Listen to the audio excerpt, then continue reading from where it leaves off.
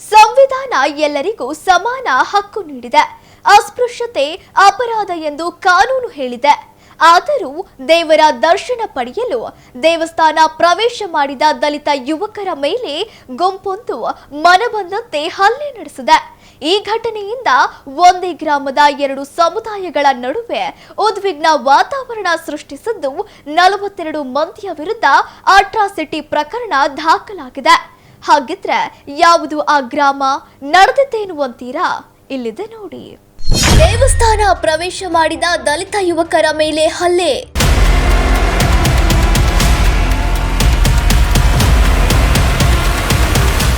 ನಲವತ್ತೆರಡು ಮಂದಿಯ ವಿರುದ್ಧ ಅಟ್ರಾಸಿಟಿ ಪ್ರಕರಣ ದಾಖಲು.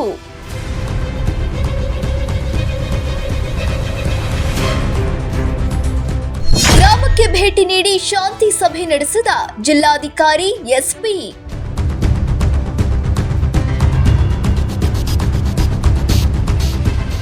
ಒಂದು ಕಡೆ ದೇಶ ಡಿಜಿಟಲ್ ಯುಗದತ್ತ ಮುನ್ನುಗ್ಗುತ್ತಿದ್ದರೆ ಗ್ರಾಮೀಣ ಭಾಗದಲ್ಲಿ ಮಾತ್ರ ಜಾತಿ ತಾರತಮ್ಯದ ದೌರ್ಜನ್ಯ ಮುಂದುವರಿದೇ ಇದೆ.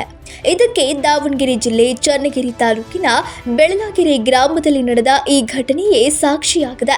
ಅಜ್ಜಿ ಹಬ್ಬದ ಅಂಗವಾಗಿ ಗ್ರಾಮದ ದಲಿತ ಸಮುದಾಯದವರು ಅಮ್ಮನನ್ನು ಕಳಿಸಿ ಬರುವ ಕಾರ್ಯಕ್ರಮದಲ್ಲಿ ಭಾಗವಹಿಸಿದ್ದರು. ಇದೇ ವೇಳೆ ಕೆಲ ಯುವಕರು ಗ್ರಾಮದ ಬೀರಲಿಂಗೇಶ್ವರ ದೇವಸ್ಥಾನಕ್ಕೆ ಪ್ರವೇಶಿಸಿ ದೇವರ ದರ್ಶನ ಪಡೆಯಲು ಮುಂದಾಗಿದ್ದಾರೆ. ಇದೇ ವಿಚಾರಕ್ಕೆ ಕೆರಳಿದ ಸರ್ವಣಿಯರ ಗುಂಪೊಂದು 3 ದಲಿತ ಯುವಕರನ್ನು ಅಡ್ಡಗಟ್ಟಿ ಮನಬಂದಂತೆ ಥಳಿಸಿದೆ.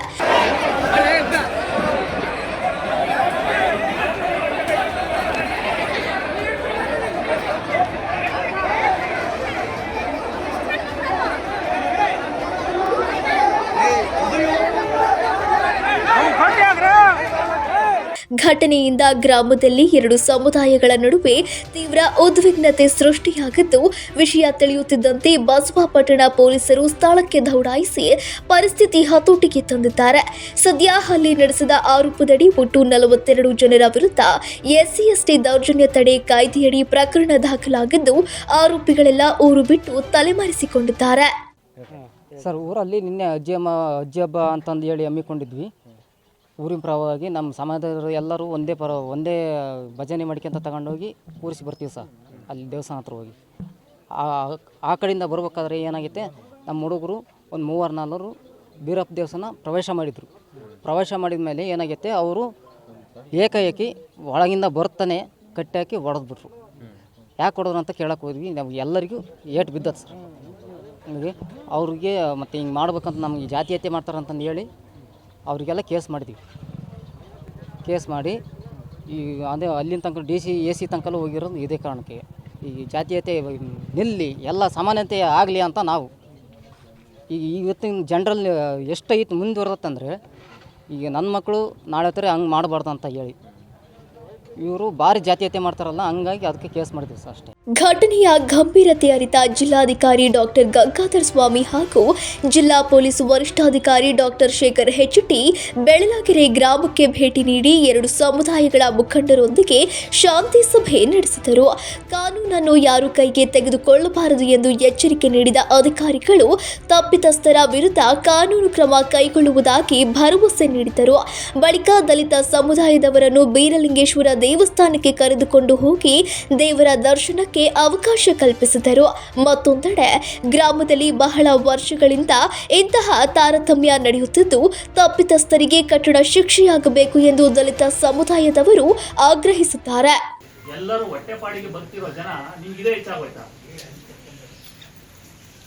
ಈಗ ತಿರುಪತಿಗೆ ಹೋಗ್ತೀರಿ, ಯಾರು ಅಂತ ಎಣ್ಸ್ಬಿಟ್ಟು ಒಳಗಡೆ ಬಿಡ್ತಾರ ನಿಮಗೆ?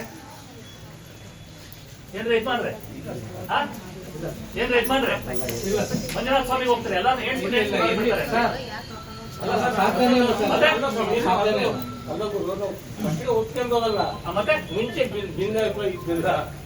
ಹಾಗಾಗಿ ಅರ್ಥ ಆಯ್ತಲ್ಲ. ಅದಕ್ಕೆ ಹೇಳ್ತಾ ಇರೋದು, ನಾವಿಬ್ರು ಏನಕ್ಕೆ ಬಂದಿದ್ದೀವಿ ಅಂತ ಹೇಳಿದ್ರೆ ಗಂಭೀರತೆ ಅರ್ಥ ಮಾಡ್ಕೊಳ್ಬೇಕು. ನೀವು ಇದೇ ರೀತಿ ಮುಂದೆ ಮುಂದುವರ್ಸ್ಕೊಂಡು ಹೋದ್ರೆ ನಾವಂತೂ ಸುಮ್ಮನೆ ಅಂತ ಕುದ್ರಕ್ ಆಗೋದಿಲ್ಲ. ನಮ್ಮ ಮಾಡೋದಕ್ಕೆ, ಅಭಿವೃದ್ಧಿ ಕೆಲಸ ಮಾಡೋದಕ್ಕೆ, ಇನ್ನು ಒಳ್ಳೆ ಕೆಲಸ ಮಾಡೋದಕ್ಕೆ 100 ಕೆಲಸಗಳಿದಾವೆ ನಮಗೆ. ಇದೇ ಕೆಲಸ ಮಾಡ್ಕೊಂಡು ಕೂತ್ಕೊಳ್ಳೋಣ ನಾವು. ಈಗ ನೋಡಿ, ಎಮರ್ಜೆನ್ಸಿ ನಾಳೆ ಪೊಲೀಸ್ ಕಾನ್ಸ್ಟೇಬಲ್ ಎಕ್ಸಾಮ್ ಇದೆ, ನಾವು ಅದನ್ನ ನೋಡ್ಬೇಕು. ಅನ್ನ ಮಾರ್ಗ ನೋಡ್ರಿ ಅಂತ ಹೇಳಿದ್ರೆ ಬರೀ ನೀವೆಲ್ಲ ಈ ಕೆಲಸಗಳು ಮಾಡ್ಕೊಂತ ಇದ್ರೆ ಊರಿನಲ್ಲಿ ಅವ್ರು ಯಾರಿದ್ದಾರೆ ಕಿಡಿಗೇಡಿ ಬಿಟ್ಟು ಅವ್ರನ್ನಂತೂ ಬಿಡಬೇಡಿ. ಮುಂದೆ ಈ ತರ ಘಟನೆಗಳು ಮರುಕಳಿಸಬಾರ್ದು. ಅದೇ ರೀತಿ ಎಲ್ಲ ನಮ್ಮ ಜಿಲ್ಲಾಡಳಿತ ಹುದ್ದೆ ಇದೆ. ಯಾವುದೇ ಕಾರಣಕ್ಕೂ ಅನ್ನೆಸೆಸರಿಯಾಗಿ ಊಹಾಪೋಹಗಳಿಗೆ ಮತ್ತು ಒಂದಿಷ್ಟು ಕಿಡಿಗೇಡಿಗಳು ಇದನ್ನೇ ಒಂದು ಅಡ್ವಾಂಟೇಜ್ ಮಾಡ್ಕೊಂಡ್ಬಿಟ್ಟು ಬೇರೆ ಥರ ಅದಕ್ಕೆ ರೂಪ ಕೊಡೋಕ್ಕೆ ಟ್ರೈ ಮಾಡ್ತಿರ್ತಾರೆ. ಅದಕ್ಕೆ ಯಾವುದು ಕಿವಿಗೊಡಬೇಡಿ. ಯಾಕಂದ್ರೆ ಇಲ್ಲಿ ಇರೋರು ನೀವು ಆಯ್ತಾ, ಗೌರ್ಮೆಂಟಿಗೆ ನೀವು ಇರ್ತಾರೆ ತಾನೇ, ಇಲ್ಲಿ ಗ್ರಾಮ ತಿರ್ಬೇಕು ತಾನೇ, ಇದೆಲ್ಲ ಅಧಿಕಾರಿಗಳು ಬರ್ತಾರೆ, ಒಂದೊಂದು ವರ್ಷ ಇರ್ತಾರೆ, ಹೋಗ್ತಾರೆ. ಬಟ್ ಏನಂದ್ರೆ ಗ್ರಾಮದಲ್ಲಿ ಶಾಂತಿ ಸುವ್ಯವಸ್ಥೆ ನೆಲೆಸಿಕೊಳ್ಳೋದ್ರಲ್ಲಿ ನಿಮ್ಮ ಸರ್ಕಾರ ಭಾಳ ಇಂಪಾರ್ಟೆಂಟ್. ನಾವೆಲ್ಲರೂ ಒಂದೇ ಆಯ್ತಾ. ಸಂವಿಧಾನದಲ್ಲೇ ಎಲ್ಲ ಹೇಳ್ಬಿಟ್ಟಿದೆ. ಇರ್ತಕ್ಕಂಥದ್ದು ಸಂವಿಧಾನದಲ್ಲಿ ಎಲ್ಲರೂ ಒಂದೇ, ಎಲ್ಲರಿಗೂ ಕೂಡ ಸಮಾನ ಅವಕಾಶವನ್ನು ಸಂವಿಧಾನದಲ್ಲಿ ಕಲ್ಪಿಸಿಕೊಟ್ಟಿದೆ. ಆ ನಿಟ್ಟಿನಲ್ಲಿ ನೀವೆಲ್ಲರೂ ಸಹಕರಿಸಬೇಕು. ಅನ್ನೆಸೆಸರಿಯಾಗಿ ಯಾವುದೋ ಒಂದು ಮಾತು ತಿಳ್ಕೊಂಡ್ಬಿಟ್ಟು ಯಾವುದೋ ಇದು ತಿಳ್ಕೊಂಡು ಸಮಾಜದಲ್ಲಿ ಬೆಳೀತಕ್ಕಂಥ ಕೆಲಸ ಮಾಡಿ ಓಡತಕ್ಕಂಥ ಕೆಲಸ ಅಂತೇಳಿ ಇವತ್ತಿನ ತಂದಿದ್ದೇವೆ. ಯಾವುದೇ ಕಾರಣಕ್ಕೂ ನೀವು ಬೇರೆ ಬೇರೆ ಏನೋ ಈ ಪ್ರಕರಣಕ್ಕೆ ಸಂಬಂಧಪಟ್ಟಂತೆ ಏನಾಗಿದೆ ನಾವು ಎಲ್ಲ ಕುಲಂಕುಷವಾಗಿ ವಿಚಾರಣೆ ಮಾಡ್ತೇವೆ.